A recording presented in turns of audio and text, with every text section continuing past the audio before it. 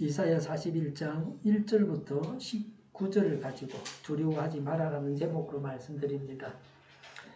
4일 0시에 코로나19 변종 오미크론 환자가 39개국에서 677명이 확인되었습니다. 실제 오미크론 환자 수는 더 많을 겁니다. 감염되었다가 검사받지 않고 낫는 사람도 있을 것입니다. 오미크론 감염자는 호흡곤란은 없다고 합니다. 증상이 다른 것과는 좀 다릅니다. 그리고 대체로 경증이라고 그렇게 말합니다. 오미크론은 델타 변이보다 2배나 빨리 퍼지고 재감염 위험이 3배나 높다. 한번 걸렸던 사람도 또 걸린다는 거예요. 너무 전염이 잘 돼서 공기 감염이라고 하는데 전염력은 강하지만 백신이 중증 예방 효과를 보인다고도 오늘 아침에 그렇게 보도가 있었습니다. 오미크론이 주된 종이 되면 코로나는 감기처럼 되어서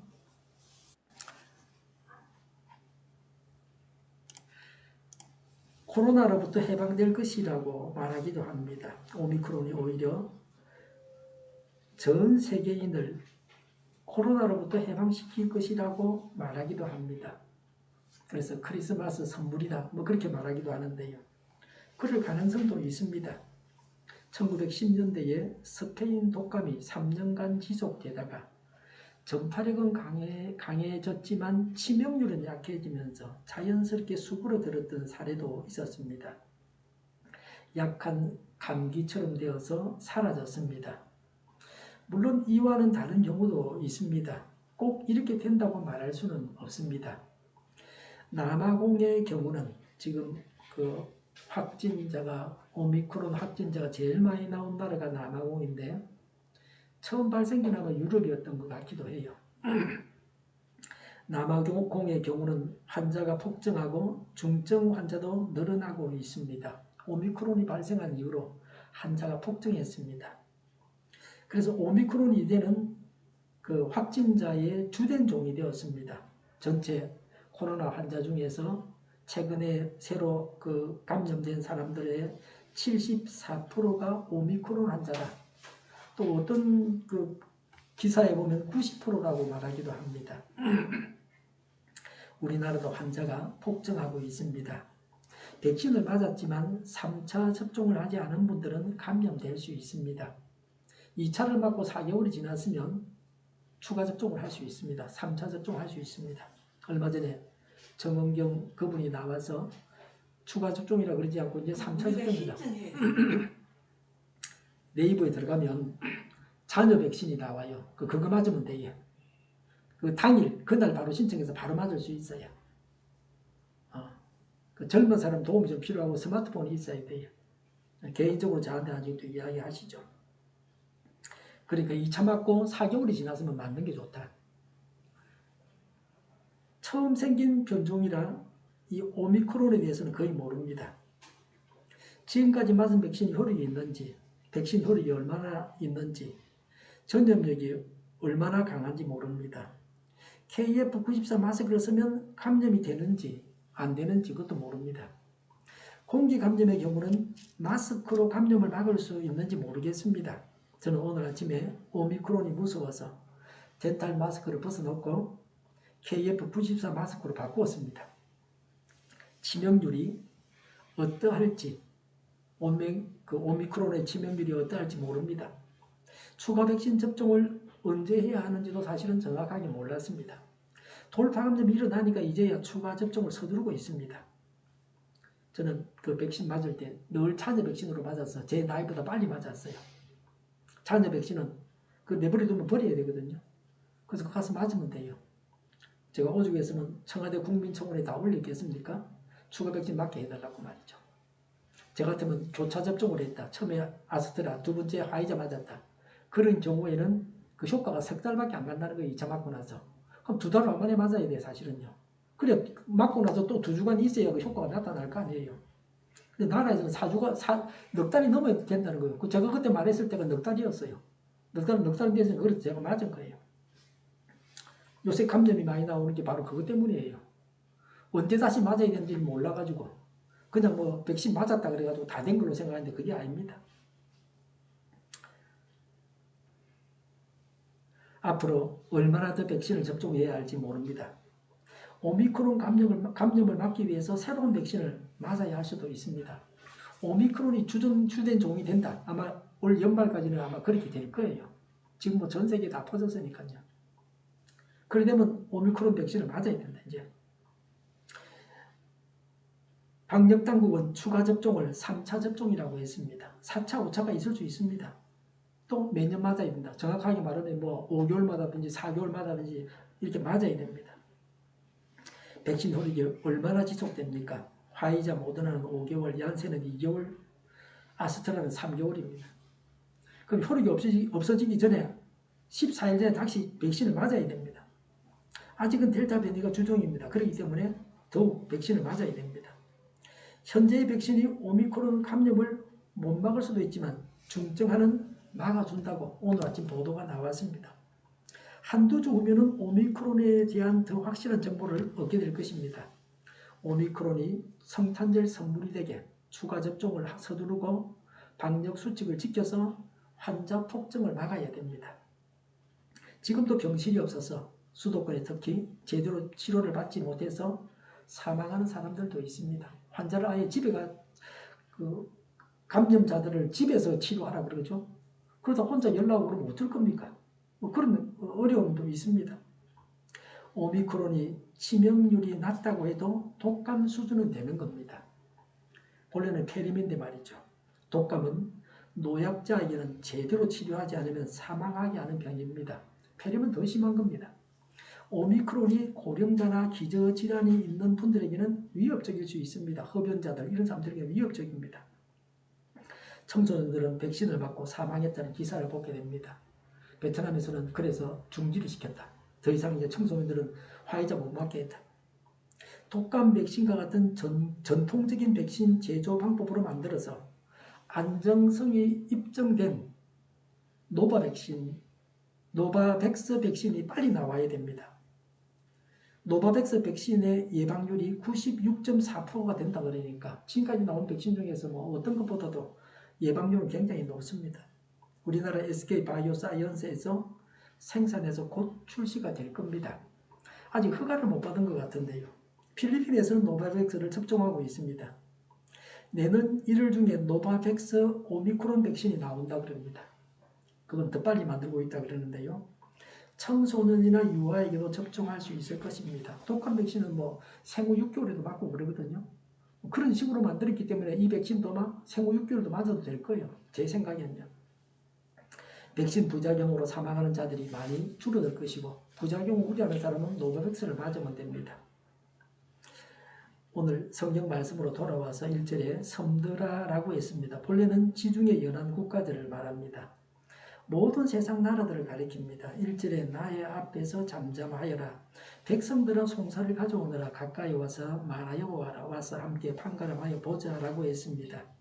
빅톨 위고는 발전 그것은 하나님께로 나아가는 것이다 라고 했습니다. 이 말씀은 하나님께서 하시는 말씀입니다. 하나님과 변론하기 위해서 가진 힘을 아끼지 말라는 것입니다. 법정에서 대결하여 보자고 합니다. 앞으로 하나님께서 선포하실 심판에 대하여 시시비비를 따져보자는 겁니다. 2절에 누가 동방에서 한 정복자를 일으켰느냐라고 했습니다. 동방에서 한 정복자는 유다를 바벨론의 압제에서 해방시켜줄 페르시아의 고레스 왕을 말합니다. 고레스 왕은 예수님 탄생 이전 539년에서 530년까지 살았던 그 왕노를 했던 사람입니다. 이 예언이 선포되고 160년 후에 고레스가 페르시아 제국의 왕이 되었습니다. 이절에 누가 그를 가는 곳마다 승리하게 하였느냐? 누가 민족들을 그에게 굴복하게 하였느냐? 누가 그를 왕들의 통치자로 만들었느냐? 그의 칼은 그들을 쳐서 티끌처럼 만들고 그의 활은 그들을 흩어서 검불처럼 날리게 하였다고 했습니다. 고레스의 임무가 하나님으로부터 온 것이며 연성할 것을 암시하고 있습니다. 고레스의 임무 수행이 하나님의 손안에서 이루어져서 모든 나라를 정복할 것임을 예언했습니다. 이 예언대로 고레스는 고대 근동 일대를 정복하여서 대제국을 건설했습니다. 하나님께서 열방을 심판하시며 이스라엘 백성들을 구원하기 위해서 고레스 왕을 주권적으로 사용하실 것을 강력히 선포하고 있습니다. 고레스가 제국을 이루기 160년 전에 이미 예언했습니다. 모든 역사의 주관자가 하나님이십니다. 대한민국이 하나님께서 살려주시는 나라가 되기를 바랍니다. 한국교회가 하나님께서 살려주시는 교회가 되기를 바랍니다. 하나님이 기뻐하는 교회가 되어야 되고 하나님이 망하게 만드는 그런 망해야 될 그런 타락한 교회가 되면 안 됩니다. 3절에 그가 거침없이 질주하여 그들을 추격하니 미쳐 발이 땅에 닿지도 않는다고 했습니다. 고레스가 다른 나라를 정복할 때 아무 저항 없이 그 정복 전쟁에서 완전히 승리하게 된다는 것을 암시해주고 있습니다. 실제로 고레스는 바벨론 성에 입성할 때도 별다른 유혈 사태가 없이 안전하게 들어갔습니다. 보통 방어하고 있는 성을 공격할 때는 사상자가 많이 나고 밑에서 위로 올라가고 하는 그런 그 힘든 과정이 있는데 바벨론을 고레스가 망하게 할 때는 그러지 않았습니다. 유혈 사태 없이 그냥 안전하게 들어갔습니다. 단시일 내에 아시아의 서쪽 끝 아테네까지 그리고 이집트와 홍해, 인도까지 정복해서 그의 대로를 확장했습니다. 고레스는 하나님 믿는 사람입니까? 성경에 나오는 고레스가 하나님 믿는 사람입니까? 그 나라가 지금 이란입니다. 이란이 있고 그 나라인데요. 오늘날로 말하면 위치로 봤을 때 그렇습니다. 하나님 믿는 사람 아닙니다. 고레스는. 조로아스터교를 믿는 사람입니다. 그러나 하나님은 고레스를 사용하셨습니다. 하나님은 어떤 자도 사용하실 수 있습니다. 하나님은 못하시는 일이 없습니다.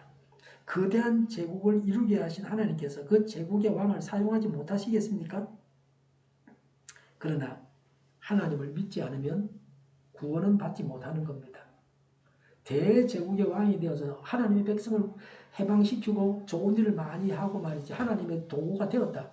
예언대로 그렇게 되어졌지만 하나님 믿지 않으면 구원을 못 받는 겁니다. 네. 하나님께서 사용하시고 버리시는 사람도 얼마든지 있습니다. 능력도 행하고 그런데 하나님 버린 사람도 있다. 그런 사람은 어떻게 보면 아시는 게 행실이 개차가이다. 하나님 쓰다가 버리도 그런 사람 구원받는 사람 아니다 말이죠. 행실이 굉장히 중요하고 도덕성이 굉장히 중요하고 예수님이 내 안에 계셔서 예수님의 열매, 성령님의 열매가 맺히는 게 굉장히 중요합니다.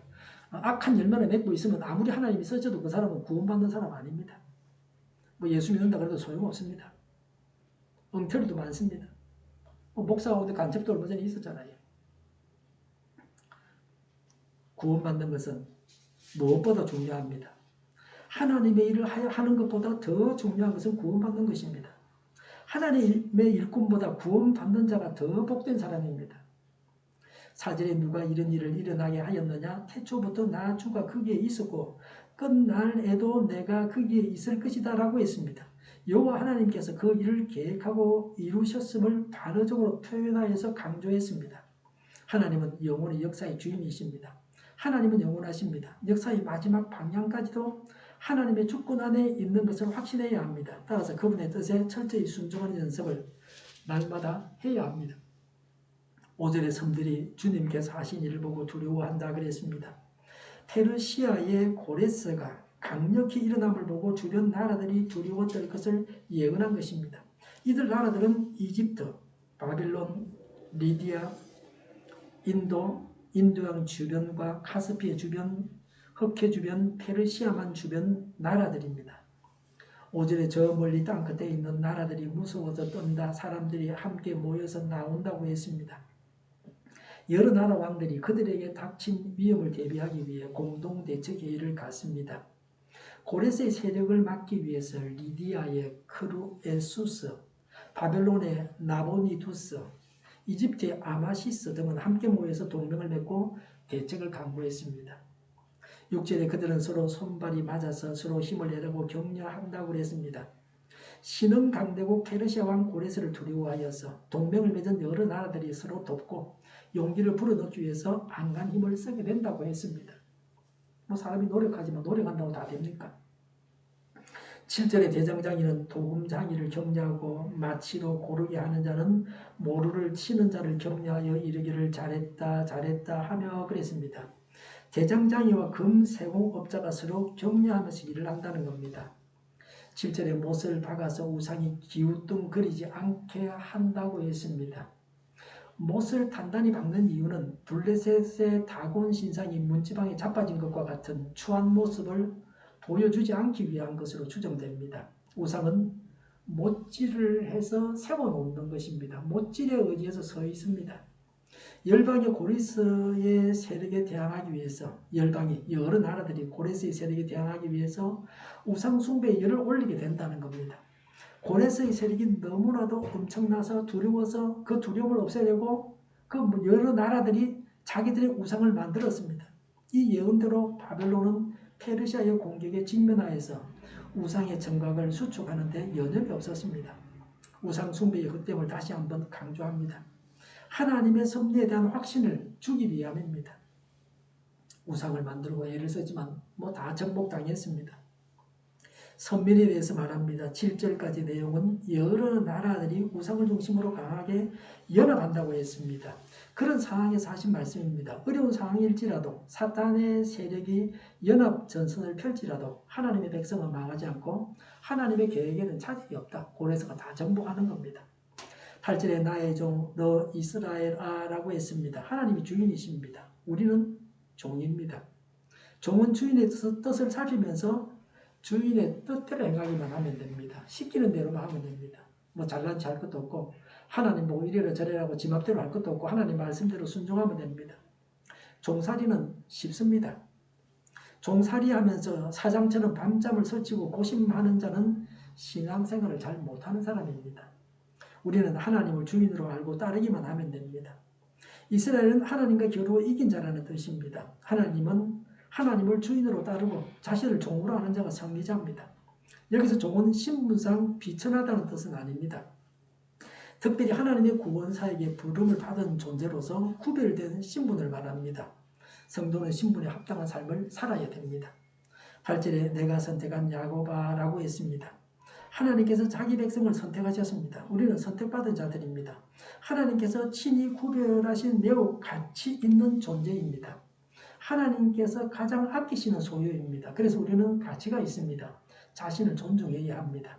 8절에 나의 친구 아브라함의 자손아라고 했습니다. 아브라함은 믿음의 조상입니다. 하나님께서 아브라함 한 사람을 부르셨습니다. 그래서 그 후손을 선택하셨습니다. 아브라함의 손자 야곱은 선택받았습니다. 야곱과 그 자손이 선민입니다.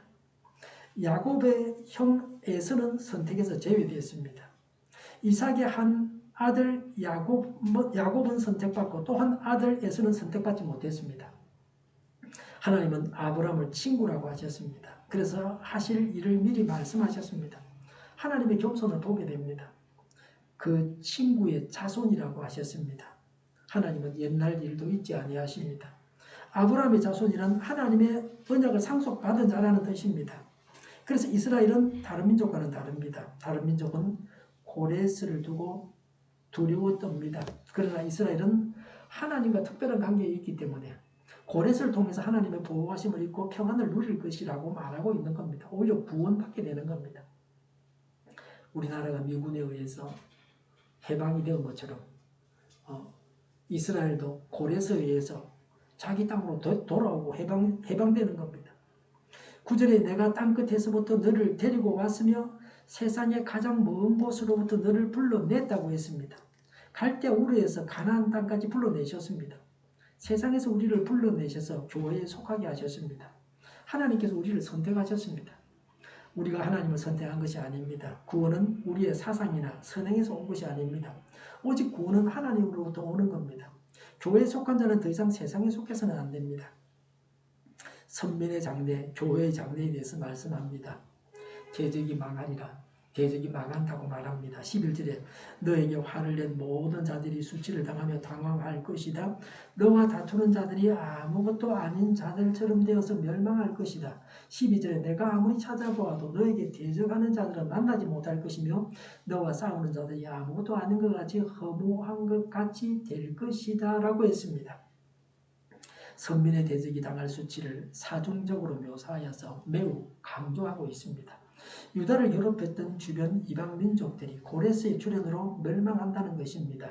궁극적으로는 메시아와 그 백성이 모든 악한 세력들을 이긴다는 것입니다. 대적으로 인해서 손해를 당하고 속이 상하고 마음이 아프고 고통을 당합니다. 예전에는 죽임을 당하기도 했습니다. 포로로 잡아가기도 했습니다. 그러나 그런 대적이 멸망해서 없어지고 만다는 겁니다. 영원한 천국에서 원수마귀는 다 영원한 지옥에 갇히고 말 것입니다. 이 세상에서도 장차 원수는 사라지고 맙니다. 그런 날이 오고 맙니다. 그런 날이 와야 합니다. 이 세상에서도 교회가 승리해야 합니다. 선민과 하나님의 관계를 말합니다. 9절에 그리고 내가 너에게 말하였다. 너는 나의 종이니 내가 너를 선택하였고 버리지 않았다고 하였다고 했습니다. 이스라엘은 버림받지 않았습니다. 아직도 예전의 약속은 유효합니다. 하나님은 이스라엘을 징계하셨습니다. 그러나 이스라엘을 버리지는 아니하셨습니다. 포로 중에도 하나님은 함께 하셨습니다. 하나님은 징계받는 자와 함께 하셔서 고통을 함께 나누셨습니다. 10절에 내가 너와 함께 있으니 두려워하지 말아라. 내가 너의 하나님이니 떨지 말아라. 내가 너를 강하게 하겠다. 내가 너를 도와주고 내 승리의 오른팔로 너를 붙들어 주겠다고 했습니다. 무디는 공포는 그 형태가 어떠한 것이든 모두가 일종의 무신론에서 나온다. 무서워하는 사람은 믿음을 잃은 사람이다라고 했습니다. 두려워하며 연약해진 마음을 하나님께서 다시 강하게 하신다는 말씀입니다. 사실 우리가 어려움을 당할 때 가장 근본적으로 우리를 괴롭히는 원인은 마음의 두려움입니다. 하나님께서 이런 두려움을 제거하신다고 하셨습니다. 병으로 죽는 게 아니라 두려워 죽는 경우가 더 많습니다. 암에 걸리면 암으로 죽는 게 아니라 그 전에 두려워하다가 그래서 죽는 경우도 허다하게 있습니다. 13절에 나는 주 너의 하나님이다. 내가 너의 오른손을 붙잡고 있다. 내가 너에게 말한다. 두려워하지 말아라. 내가 너를 돕겠다고 했습니다. 하나님은 함께 하시는 분이십니다. 너의 하나님이라고 하십니다. 도우시는 분이십니다. 강하게 하겠다고 하셨습니다. 승리의 오른팔로 붙들어 주겠다고 하십니다. 그래서 우리는 두려워하지 말아야 됩니다. 떨지 말라고 하십니다. 선민을 구원하는 힘의 근원이 하나님께만 있다는 겁니다. 선민을 포함한 모든 사람이 어떤 존재입니까? 14절에 보니까 너 지렁이 같은 야곱아 벌레 같은 이스라엘아 라고 했습니다. 지렁이는 약하고 천한 것입니다. 바벨론의 포로가 되어 고통 가운데 무기력하며 비참한 생활을 했던 당시 선민 이스라엘이 비천한 지렁이입니다. 죄악에 얽매여 있는 모든 인생이 이런 비참한 존재입니다. 하나님께서 선민에게 하시는 말씀입니다. 14절에 두려워하지 말아라고 했습니다. 왜 두려워하지 말라고 하십니까? 14절에 주님께서 말씀하시기를 내가 너를 돕겠다. 나 이스라엘의 거룩한 하나님이 너를 속량한다고 하셨다고 했습니다. 속량자는 본래 가까운 친척의 재산을 잃으면 자신이 값을 치러서 자기 돈을 내가지고 그 사람을 찾아주는 겁니다. 빚이 몰려가지고 종으로 팔려갔다 그러면 속량자가 가서 돈을 지불하고 찾아오는 겁니다. 친척이 살해됐을 경우에 살해자를 찾아내서 원수를 갚아주는 사람이 속량자입니다. 하나님은 바벨론의 압제하에 있는 선민 이스라엘을 해방시키십니다. 이스라엘의 원수를 갚으시고 그들의 기업을 회복시키실 속량자가 하나님이십니다. 하나님은 이스라엘과 언약을 맺으신 신실하신 분이십니다. 예수님은 십자가에서 자기 피를 흘려 죽으셔서 우리 죄값을 담당하셔서 우리의 참 구속자가 되셨습니다. 우리 죄값을 다 지불하시고 우리가 무죄라고 죄가 없다고 그렇게 선언받게 하셨습니다. 구체적으로 선민은 어떤 존재가 됩니까? 15절에 내가 너를 날이 날카로운 새 타작기로 만들 터이니라고 했습니다. 선민이 포로로 끌려가는 지렁이 같은 신세였으나 이제는 바뀌어서 선민이 열방을 심판하는 자가 된다는 것입니다. 15절에 내가 산을 쳐서 부스러기를 만들 것이며 언덕을 겨루 만들 것이다 라고 했습니다. 산들은 선민 이스라엘의 거만한 대적들을 비유적으로 표현한 것입니다. 선민 이스라엘이 그의 대적들을 완전히 멸망시킬 것을 예언한 것입니다. 16절에 내가 산들을 까불면 바람이 그 가루를 날려 버릴 것이며 라고 했습니다. 하나님의 백성들이 악인들을 심판한다는 겁니다. 16절에 해오리 바람이 그것들을 흩을 것이다 라고 했습니다. 키질 할 때에 쭉전이가 바람에 날리는 것을 묘사한 겁니다. 최후의 심판 때에 악한 세력들이 하나님의 강력한 힘에 의해서 완전히 망한다는 겁니다. 없어지고 만다는 겁니다. 그리스도가 재림하실 때에 그리스도와 함께 성도가 이 세상을 심판할 것을 예언한 말씀입니다.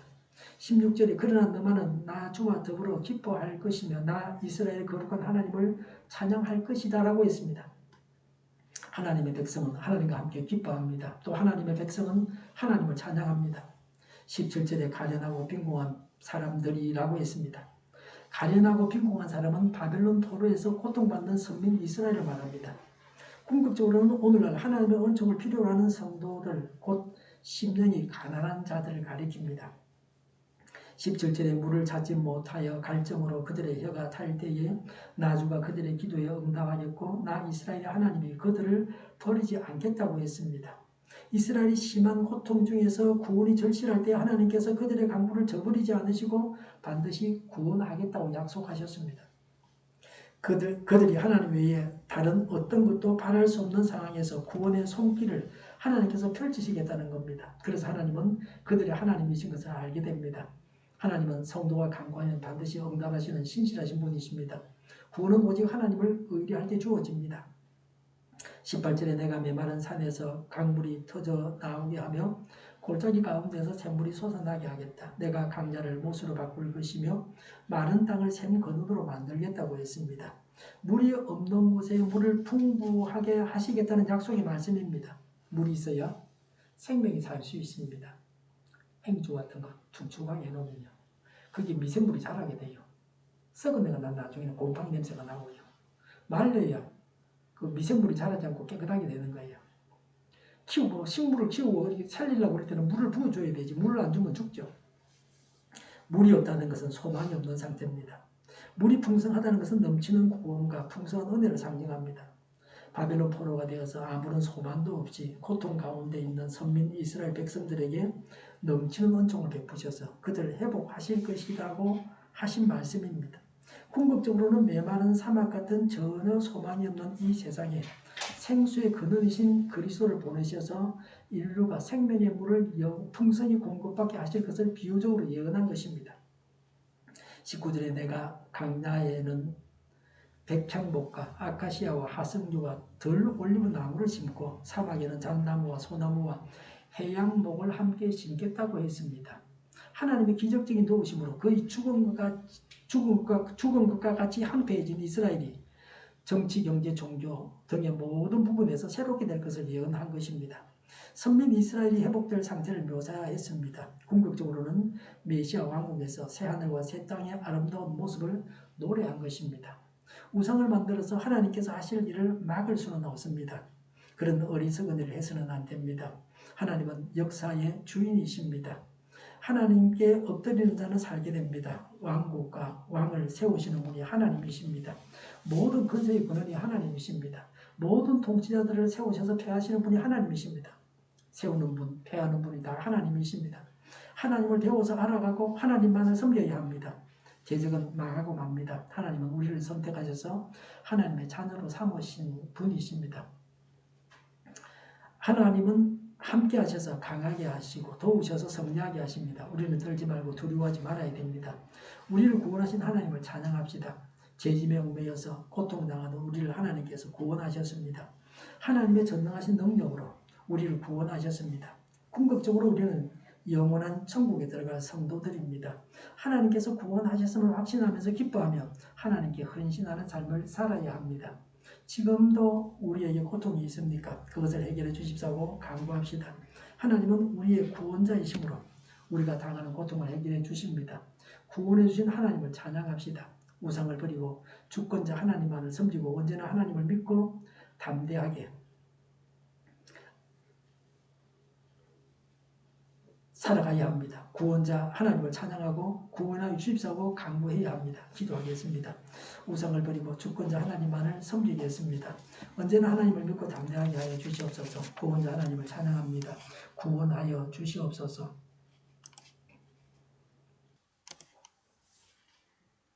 정의가 강물처럼 흘러가게 하여 주시옵소서. 모든 언론이 제 역할을 다하게 하여 주시옵소서. 성경에 관한 국가국이 제정되지 않게 하시며 이스라엘을 투기하지 않게 하여 주시옵소서. 있어서는 안 될 법을 만들지 않게 하시며 선거 부정이 없게 하시고 부정선거 시비마저 없게 하여 주시옵소서. 불법적으로 지연된 재판들이 신속하게 진행되게 하시며 코로나19가 퇴치되게 하여 주시옵소서. 전 세계적으로 백신을 신속하게 대량 생산해서 충분히 공급하고 먹는 백신과 붙이는 백신이 나와서 열악한 환경에 있는 모든 사람들까지 이용하게 하옵소서. 치료제가 나오고 가치생활이 끝나게 하여 주시옵소서. 오늘보다 내일이 더 낫게 하여 주시옵소서. 우리 동일교회가 망무너지게 하여 주시옵소서. 예수 이름으로 명하노니 모든 병만은 물러가고 몸의 모든 부분들을 온전하게 될지어다. 신유의 기적을 베푸셔서 지금도 저희의 질병을 고쳐 주시옵소서. 코로나로 지난 많은 모든 자들을 고치시고 온전케 하여 주시옵소서. 저희와 교회와 나라의 민족을 불쌍히 여겨 주시옵소서. 하나님께서 기뻐하신 교회와 나라가 되게 하여 주시옵소서. 교회와 나라의 지도자 복을 허락하여 주시옵소서. 공부한 학생들에게 지혜를 더하셔서 앞서가게 하시며 합격의 영광을 누리게 하여 주시옵소서. 늘 맑은 공기를 마실 수 있게 하여 주시옵소서. 주 예수 그리스도의 은혜와 하나님의 사랑과 성령의 사귐이 하나님만 섬기고 하나님을 믿고 담대하고 하나님을 찬양하고 구원하여 주십사고 간구하겠다고 다짐하는 모두와 함께하기를 빕니다. 아멘.